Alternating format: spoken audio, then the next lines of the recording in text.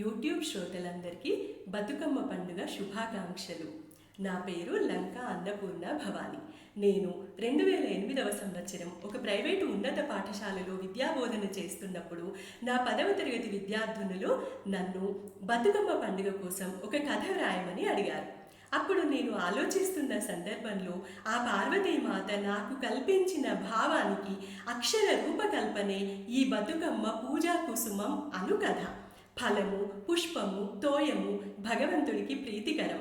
పళ్ళెంలో ఆకులు పేర్చి పూలు అలంకరించి పార్వతీదేవి స్వరూపమైన పసుపు గౌరమ్మను పూలు పేర్చిన పూల సింహాసనం పైన ప్రతిష్ఠించి పసుపు కుంకుమలతో సుగంధ ద్రవ్యాలతో గౌరమ్మను ఆరాధించడమే బతుకమ్మ పండుగ. పచ్చటి ఆకులు సమృద్ధికి, పచ్చని పంటలకు, పచ్చని జీవితానికి ప్రతీక. పసుపు గౌరమ్మ పార్వతీమాత అవతారాలకు ప్రతీక. 9 రోజులు 9 అలంకారాలతో 9 పేర్లతో పూజలు అందుకుంటుంది గౌరమ్మ. వేరు రూపాలతో దేవీ నవరాత్రులు చేసినట్లే ప్రతిరోజు పళ్ళెంలో ఆకులను పేర్చి వేరువేరు పూలను వరుసలుగా పేర్చి పూల సింహాసనంగా తయారు చేసి పైనున్న పూల వరుసలో గౌరమ్మను ప్రతిష్ఠించి పూజించి నైవేద్యాలు నివేదించి మంగళ హారతులు పఠించి ఉద్వాసన చెప్పి బతుకమ్మను తులసి గద్దె వద్ద కానీ దేవాలయంలో కానీ ఉంచి బతుకమ్మ పాటలు పాడి బతుకమ్మను నీటిలో నిమజ్జనం చేయడం ఈ పండుగ ప్రత్యేకత. ఏ రోజుకు ఆ రోజు వేర్వేరు పూలతో పసుపు గౌరమ్మను గౌరీదేవిని పూజించడమే ఈ పండుగ ఆవశ్యకత. బతుకమ్మ అను పేరు రావడానికి గల కారణం. బతుకమ్మ అను పేరు ఎలా వచ్చిందంటే, పూర్వకాలంలో పుణ్యవతి, సుదర్శనం అను దంపతులు ఎంతో అన్యోన్యంగా ఉండేవారు. వారికి 2 ఆడపిల్లలు కలిగారు. వారి పేర్లు శ్రీజ, అవనిజ. ఆ 2 పిల్లలు ఎంతో భయభక్తులతో తల్లిదండ్రుల తలలో నాలుక వలె క్రమశిక్షణతో ఉండేవారు. ప్రతిరోజు పుణ్యవతి భర్త, ఆమె 2 పిల్లలు ఆహార సేకరణకై అడవిలోకి వెళ్ళి మధ్యాహ్న సమయానికి ఇంటికి చేరుకునేవారు. పుణ్యవతి ఇంటి పనులు చక్కదిద్ది భర్త మరియు పిల్లల ఆలన పాలన చూస్తూ ఆనందంగా ఉండేది. పుణ్యవతి బంధువులు ఆమెను ఏమాత్రం ఇష్టపడేవారు కాదు. ఎంతసేపు ఇల్లే వైకుంఠం, పందిరే పర్వతం అన్నట్లుగా ఉంటుంది పుణ్యవతి నిర్వాకం. బయటకు రాదు, బంధువులను కానీ మిత్రులను కానీ పట్టించుకోదు. ఏ కష్ట నష్టాలు లేకుండా సంతోషంగా ఉంది. ఆ కుటుంబాన్ని మనమందరం నిరాకరించాలి, కలిసి కట్టుగా దూరంగా ఉండాలని బంధుమిత్రులందరూ ఒప్పందం చేసుకున్నారు. అసూయతో పుణ్యవతి కుటుంబానికి దూరంగా ఉండేవారు. అందుకు తను ఎంతగానో బాధపడేది. తనని గూర్చి వారు అనుకునే మాటలు నిజం కావని చెప్పాలని ఎంతగానో ప్రయత్నించేది. ఒకరోజు ఉదయం భర్త, పిల్లలు ఆహార సేకరణకై అడవికి వెళ్ళగానే పుణ్యవతి తన పనులన్నీ ముగించుకొని ఆ పార్వతీమాతను ధ్యానిస్తూ కూర్చుంది. అడవికి వెళ్ళిన భర్త, పిల్లలు ఎంతసేపటికి ఇంటికి రాలేదు. పరిపరి విధాల ఆలోచనలతో కన్నీటితో బంధువుల ఇళ్లకు వెళ్ళి తన భర్త, పిల్లల జాడ కనిపెట్టాలని పుణ్యవతి వారందరినీ బ్రతిమిలాడింది. బంధువులు ఈసడించి చీకొట్టారు. చేసేదేమీ లేని నిస్సహాయతతో అక్కడే కూర్చుంది. బంధువులందరూ కలిసి ఈరోజు మహాలయ అమావాస్య, చాలా చీకటిగా ఉంటుంది, మేమెవ్వరం వెళ్ళమని కఠినంగా చెప్పారు. స్నేహితులు కూడా ఆమెకు సహాయం చేయలేదు. పుణ్యవతి తన ఇంటికి వెళ్ళి తన పెరటిలోని అన్ని రకాల పూలు తీసుకుని వచ్చి ఒక పళ్ళెంలో గుమ్మడి, బీర ఆకులను పేర్చి తంగేడు, బంతి, చామంతి, గుమ్మడి పువ్వులతో అలంకరించి పసుపుతో గౌరమ్మను చేసి ఆ పూల మధ్యలో ఉంచి అమ్మను పూజించి, అమ్మ గౌరీమాత, నా భర్త, పిల్లలు సురక్షితంగా ఉండేలా, ఏ ఆపదలు రాకుండా చల్లగా చూడాలి తల్లి, నీవు తప్ప దిక్కు లేదు, పిల్లలకు ఆయురారోగ్యాలు ఇవ్వమ్మా అంటూ పుణ్యవతి ప్రార్థించింది. తన వారికి వండిన ఆహార పదార్థాలు ఆ తల్లికి నివేదించింది. మంగళహారతిని పాడింది. సాయంత్రం వేళకు ఉద్వాసన చేసి ఆ పూలు వాడిపోతాయి కదా అని తెల్లవారి మళ్ళీ వేరే పూలతో అలంకరిస్తాను అనుకుని ఉయ్యాల పాటలతో ఆ తల్లిని మెప్పించి పసుపు గౌరమ్మను తీసి కళ్ళకద్దుకుని మంగళసూత్రానికి రాసుకుంది. ఆ పళ్ళెంలో పూలను తులసి గద్దెపై వేసింది. ఈ విధంగా అమావాస్య నుండి అష్టమి వరకు వివిధ రకాల పూలతో, ఆకులతో అలంకరించిన బతుకమ్మను పూజించింది. కొన్ని జొన్నలు వేయించి పొడి చేసి నైవేద్యం పెట్టింది. అదే దుర్గాష్టమి నాటి వరకు కూడా అదే విధంగా పూజించింది.